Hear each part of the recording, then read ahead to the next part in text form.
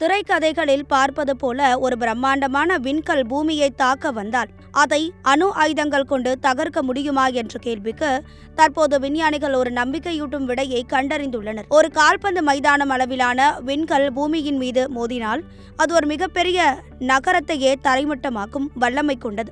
அத்தகைய ஆபத்துகளை எதிர்கொள்ள கடைசி கட்ட பாதுகாப்பு ஆயுதமாக அணுக்கரு வெடிப்புகளை பயன்படுத்துவது குறித்து அமெரிக்காவின் லாரன்ஸ் லிவர்மோர் தேசிய ஆய்வக விஞ்ஞானிகள் தீவிரமான ஆய்வுகளை மேற்கொண்டுள்ளனர். வானியல் இயற்பியல் நிபுணர் ஏசாயா சாந்தி ஸ்டீவன் தலைமையிலான குழுவினர் ஒரு மெகாடன் சக்தி கொண்ட அணுக்கரு ஆயுதத்தை 160 மீட்டர் அலகுள்ள விண்கல்லுக்கு எதிராக பயன்படுத்தினால் என்ன நடக்கும் என்பதை அதிநவீன 3D கணினி உருவாக்குதல் மூலம் ஆராய்ந்தனர். இந்த ஆய்வின் மிக முக்கியமான கண்டுபிடிப்பு என்னவென்றால், அணு ஆயுதம் விண்கல்லை நேரடியாக மோத வேண்டிய அவசியமில்லை. விண்கல்லின் மேற்பரப்பிற்கு சில மீட்டர் தொலைவில் அந்த ஆயுதத்தை வெடிக்க செய்தாலே போதுமானது. அதிலிருந்து வெளியேறும் 80%க்கும் அதிகமான எக்ஸ்ரே ஆற்றல் விண்கல்லின் மேற்பரப்பை மிக கடுமையாக வெப்பப்படுத்தி அங்குள்ள பொருட்களை ஆவியாக்கும். இவ்வாறு ஆவியாகி வெளியேறும் துகள்கள் ஒரு உந்து சக்தியாக மாறி விண்கல்லின் வேகம் மற்றும் திசையை மாற்றி அமைக்கும். அதே நேரத்தில் அந்த வெடிப்பினால் உருவாகும் அதீத அதிர்வலைகள் விண்கல்லின் உட்புறம் வரை ஊடுருவி அதை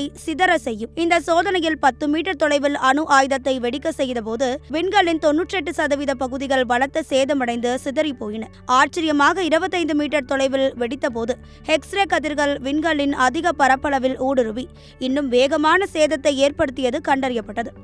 இருப்பினும் இந்த நுட்பத்தில் சில சவால்களும் உள்ளன.